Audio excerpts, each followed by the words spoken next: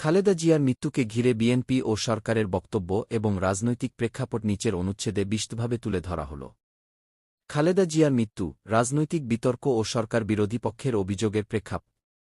বিএনপির চেয়ারপারসন ও বাংলাদেশের সাবেক প্রধানমন্ত্রী বেগম খালেদা জিয়ার মৃত্যুকে কেন্দ্র করে দেশের রাজনৈতিক অঙ্গনে একটি তীব্র বিতর্ক ও অভিযোগ পাল্টা অভিযোগের পরিবেশ সৃষ্টি হয়েছে। বিরোধী দল বিএনপি ও তাদের সমর্থক মহল থেকে সরাসরি অভিযোগ উত্থাপন করা হয়েছে যে, প্রধানমন্ত্রী শেখ হাসিনার নেতৃত্বাধীন সরকারের ইচ্ছাকৃত গডিমসি, যথাযথ চিকিৎসা সুবিধা প্রদানে অবহেলা এবং একটি রাজনৈতিক প্রতিহিংসামূলক আইনি প্রক্রিয়ার মাধ্যমে তার কারাবাস ও গৃহবাস দীর্ঘায়িত করায় তার স্বাস্থ্যের ক্রমাবনতি ঘটে এবং শেষ পর্যন্ত তার মৃত্যু হয়। তাদের বক্তব্যের মূল উপজীব্য হল, সরকার খালেদা জিয়াকে তার গুরুতর শারীরিক অবস্থা সত্ত্বেও চিকিৎসার জন্য প্রয়োজনীয় তৎপরতা দেখায়নি, বরং বিভিন্ন শর্তারোপ ও আইনি জটিলতা তৈরি করেছিল।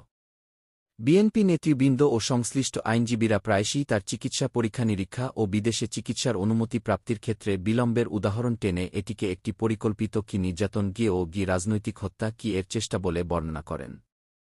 তারা দাবি করেন, সরকারের এই নীতির পেছনে মূল উদ্দেশ্য ছিল বিএনপি নামক প্রধান বিরোধী দলটিকে নেতৃত্বশূন্য ও দুর্বল করে দেওয়া।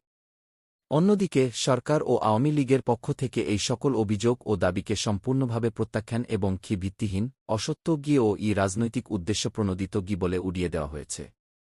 সরকারি বক্তব্য অনুসারে খালেদা জিয়াকে সর্বোচ্চ মানের চিকিৎসাসেবা প্রদান করা হয়েছিল এবং তার আইনি মামলাগুলো সম্পূর্ণরূপে স্বাধীন বিচার ব্যবস্থার মাধ্যমে পরিচালিত হয়েছে। সরকারের দাবি, তারা মানবিক ও আইনি উভয় দিক বিবেচনায় রেখেই তার মুক্তি ও চিকিৎসার ব্যবস্থা করেছিল, যা 2020 সালে তাকে জেল থেকে মুক্তি